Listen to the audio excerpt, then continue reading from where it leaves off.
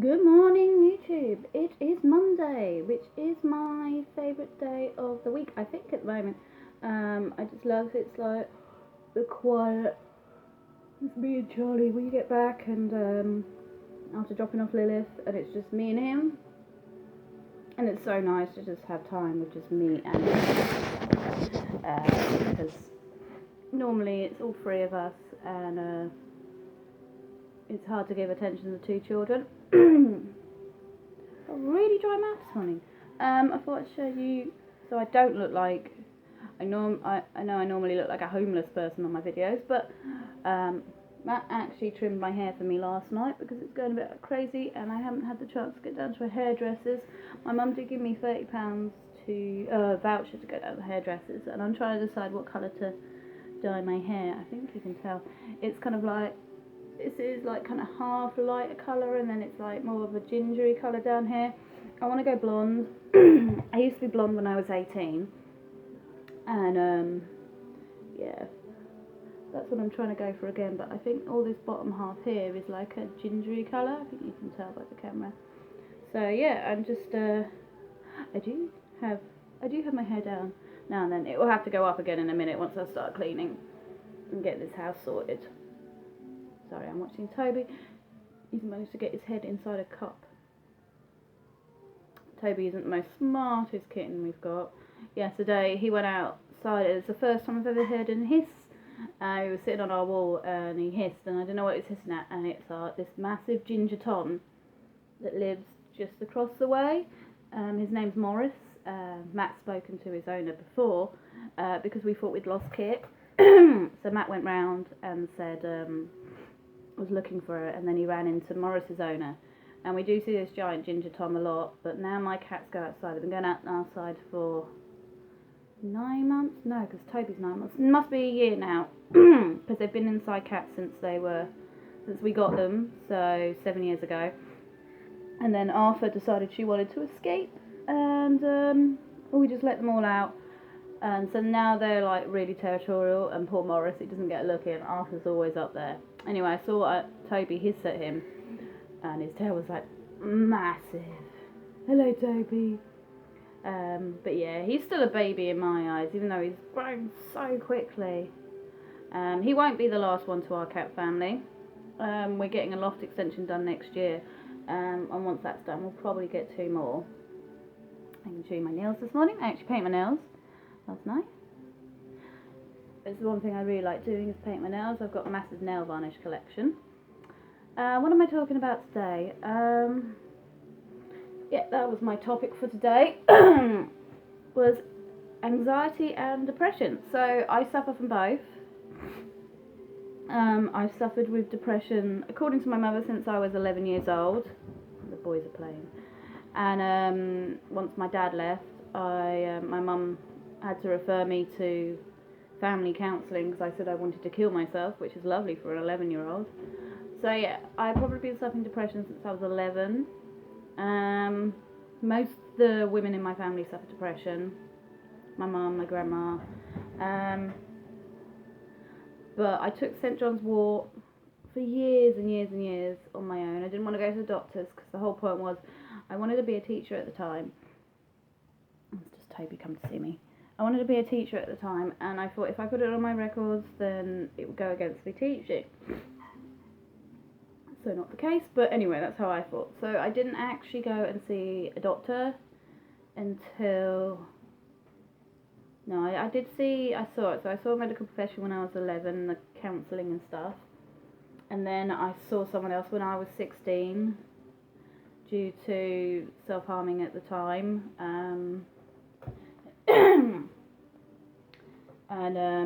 Yeah, I saw them for like a year and a half. We just moved away from all my friends into a strange town, which is where I live now, and I didn't know anyone, and I was just so depressed. Later on, then I met Matt. I had a few wobbles when I was like 18, 19, and then when I was and then I was fine until we were trying to conceive Lilith, and I had my mental breakdown, I'd gone on a working training course, and I got to the course, and it was about a couple of hours away, and I had to stay in a hotel. And I did the day, and they were saying, what were they saying? They were doing a picture of a pig, and how you drew the pig was how you were. And I just burst into tears. And literally in my head it was fight or flight, and I had to get home. I just couldn't be there.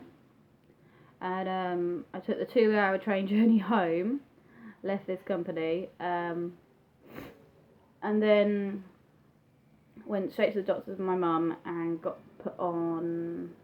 I wasn't put on anything then. I was referred for CBT. That's just my cat, Toby. And because at the time we were currently trying to try for Lilith, so that's when I agreed to have one more cycle of Clomid, and I got pregnant with Lilith. And then I ended up with pre-depression during pregnancy, which you don't think will happen. Like, we've been trying for 2 years, we couldn't have been happier. I started a new job, we had money, we went broke because I'd been at uni for the last 3 years. And so I ended up with like pre-pregnancy or during pregnancy depression.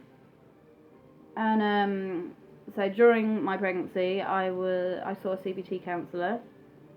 I saw her for 2 years after that. I think it was all the hormones and everything was going to change, and it was all a little bit scary, and I didn't enjoy the job at the time. I worked in a call centre, and basically people just yelled at me all the day, and I found that really hard.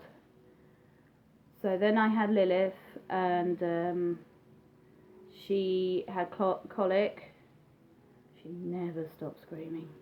She was a high maintenance baby, and I just sat out the back one day crying on the phone to my mum, smoking, because I'd given up cigarettes. Lilith must have been around about 3 weeks old, or 6 weeks old, and no, 6 weeks old, because I pumped for 6 weeks, and then I had the whole issue of not producing enough breast milk, not getting enough sleep. Me and Matt were arguing. It wasn't how we thought it was going to be.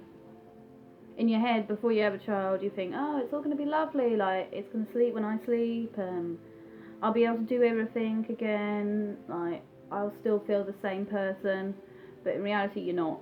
It's like, as soon as I had Lilith, I changed. I just, like, my whole focus was on Lilith. Matt couldn't cope with it, but that's a different video which I'm doing with Matt. Matt also suffered from postnatal depression, which you don't talk about with men, but he had gone from being an only child, living on his own bachelor for like 7 years, because he's 7 years older than me. So, when we had Lilith, I was 26, and Matt was 32. And, it came to a shock for him, like, how much you have to give up and be selfless when you have a child, and it took him a year to bond with Lilith. It took me about 9 months to bond with Lilith. So after all of that, and I started smoking, which I'd given up during my pregnancy and everything. I thought I'd done really well. I've been a smoker since I was like 14, 13. And then I went to the doctor, and I saw the doctor, and I told him how I was feeling. I was also getting panic attacks. I couldn't leave the house. I didn't leave the house with Lilith for 10 months, until she was 10 months old. Literally, I just didn't leave this house. I couldn't even walk up to the shop or walk down to the garage with her on my own. I just couldn't leave it. I just felt safe in my house. And that's when I was diagnosed with sexual anxiety disorder. I guess it's a disorder. But it makes sense. I've always had social anxiety. People don't believe me because I can be quite forward sometimes, but sometimes I have crippling social anxiety. So I started on citalopram, 20 milligrams, and basically I had to beg my doctor to go to 40 milligrams. Took my mum with me, because that's what you do. My mum's a mental health nurse, and most of my family work in health. And yeah, she came with me, and the doctor was so patronising. He was like, obviously you're not trying hard enough. Like, I've been doing CBT for 2 years by now. And I was like, what else do you want me to do? Like, it was going on about a train that's in your head, you think you can, you think you can. My mum was so disgusted with him. I think we launched a complaint against him. So basically, I begged for my 40 milligrams. I've been on 40 milligrams now of citalopram since, well, how many years? 2 years now. And then I got onto 40 milligrams. Little turned 10 months old, and I started going out. Went to groups. Felt better about going to groups. Going to groups was the scariest thing I ever done. And I couldn't drive at the time, so I had to take taxis and stuff. And I had to plan all my routes and what was going to happen, and I still do that to this day.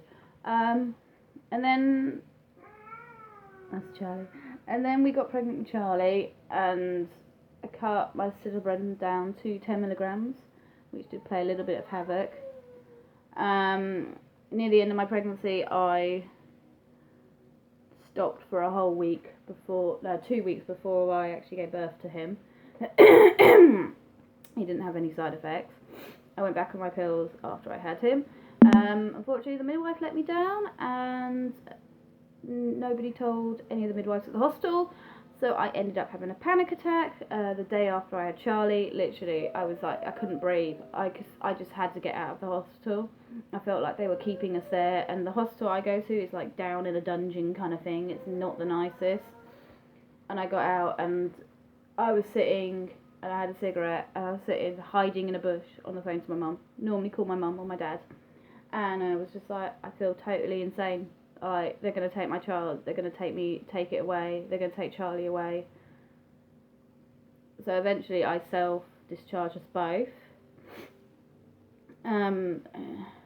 We had to wait for a blood test, which I've never freaked out about, because Charlie's A positive and I'm O negative. Didn't even know I could have an A positive child. We still don't know how we got an A positive child. I still don't believe that his blood type is A positive, but Matt's an O positive, I'm O negative. So I've had to have the shots both pregnancies. Lilith is O positive, and then Charlie was A positive. Not quite sure how that works, but yeah. So I self-discharged. I went back up on my medication, told my midwives and my health sister what I was doing, and I kind of just went along with it. Like, I just told them now that this is what I'm on. Some days I feel like I need to be on more. Some days I have bad days. Yesterday I forgot to take my citalopram, and Matt's on citalopram as well. So we took it in the afternoon, and because you start to feel a little bit dizzy if you don't have it. And yeah, I just passed out, and luckily Matt was here, otherwise I wouldn't have taken it. I never do anything like, I don't take a codamol, which I'm prescribed for my knee, until Matt gets home, because it either knocks me out or I get a little bit wheezy. I don't like to take anything while I'm looking after the kids, you know, because they're my responsibility. So yeah, I took this to the pub yesterday, and I had the weirdest dreams. Like, I had the dream that Matt had moved all my furniture around, taken everything out of the loft, and there was like no room anywhere. And in my dream, I was bent over, and I just couldn't breathe, and I was having the most worst panic attack. I was only asleep for 30 minutes, but I felt like I was stuck. So I was just like, and I was trying to tell Matt in my dream, like, what have you done to my house? Like, I've spent years doing this house up. What have you done? Why is there furniture everywhere? And he was like, oh, you won't let me have the house how I like it, in my dream. And that's my dad messaging me. And I was just like, no. So I woke up and I was like, Matt, oh my god, he woke me up. And I was like, oh my god, Matt, I just had like the worstest panic attack in a dream. I haven't had a panic attack in such a long time, but that brought back to me all the feelings of when I had my very first mental breakdown. I still have bad days now. Like, I religiously take my tablets. I take my vitamins. I'm trying to like boost up my energy levels. I don't get a lot of sleep, but that's a given. I have 2 young children, and so I try and stay positive. But yeah, the social anxiety can be a little bit much sometimes. Like, if I don't prepare to go somewhere, then I can't go. Like, I have to plan it in advance. Now that I can drive, makes my life so much easier. I don't feel so bad because my car has become my safe place. So even though Max says that I've filled it full of rubbish, I have basically. It's got coats and nappies and stuff. It's like an emergency bag, but in a car. It needs cleaning. So my safe place is in my house and my car. And if I can't get to one of those, I get really panicky. But having the car means I can just shove the kids in if they're having a bad day, and we're safe. Like, I can drive home and we can get home and get back into our routine. I have a very set routine because if I don't, I freak out. And the thing I find with social anxiety is not a lot of people understand it. They just think I'm being rude, or I can come across too hyper because I'm like, when I get nervous, I talk for England about anything, and I might sound a little bit nuts. My friends have come to love me for it, I hope. But I have got better in the last couple of years. Having Charlie, being able to do a natural birth for Charlie after Lilith's horrific birth. I'm pretty sure I had like post-traumatic stress disorder from Lil's birth. I'm coming, Charlie. So having Charlie's birth as natural as I could, his cross, made it a lot easier. The depression, I don't really get as much as I used to. What have you done to the sofa? Come here, Bubsy. Oh, looks, Charlie. Yeah, so I don't get the depression as much as I used to. Last year I spent most of the year dealing with Matt's depression and his postnatal depression. You want to get down? You won't want to get down because you'll realise I've put you down. No. I know, he's just going to press the buttons on the sofa. Got a very expensive sofa. There's our sofa. It's leather and it's got buttons to make it pull out. Me and Matt chose it. It's like 3 years ago, not 4 years ago. Yeah, so I think if anyone's suffering from like anxiety and postnatal depression or any kind of depression, then I'd recommend going and see a doctor. Find a doctor that actually does a good mental health and not just try and fob you off, because I know a lot of doctors do.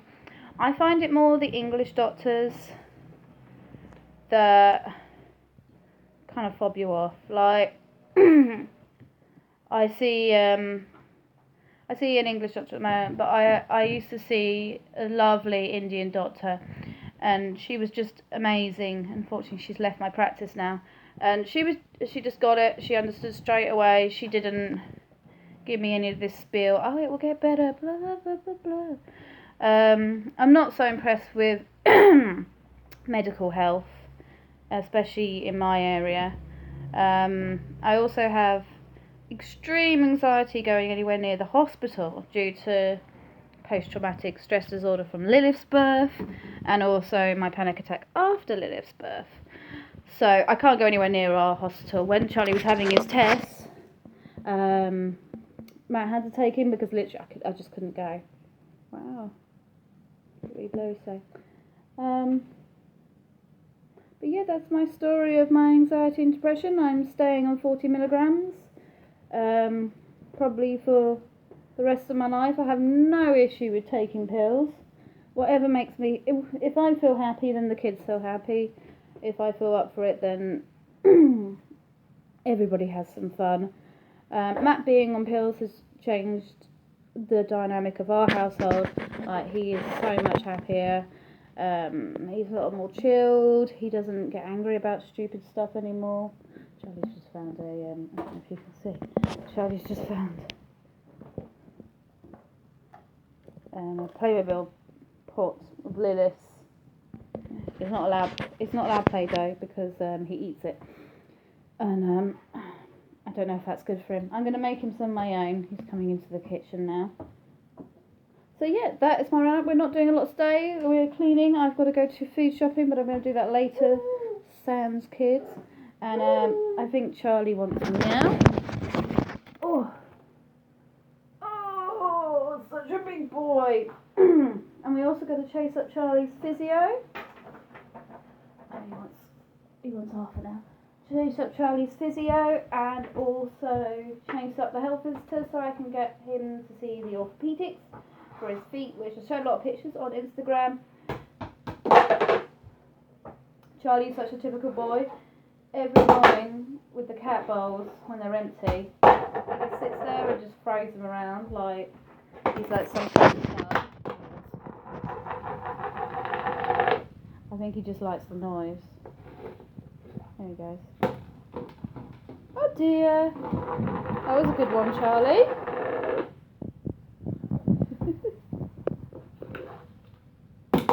Yeah, Charlie's a bit of a bug like that. This is my kitchen. It's all a little bit of a mess at the moment. I need to tidy it up. My backy tin seems to be everywhere. Clothes everywhere. So me and Charlie are going to go tidy up. He's my little helper. We go from room to room. Except I don't like doing the dishwasher with Charlie because he tries to lick it and he waits until I do the dirty load and then he tries to lick it, and that's just disgusting. Charlie. So anyway, I hope that wasn't too rambly. If anyone is suffering from anxiety depression, could always pop me a message or come and follow me on Instagram. I am planning on doing a big giveaway soon because I have hit 500 followers, so I'm really excited about that. Anyway, I all hope you have a happy Monday. Bye.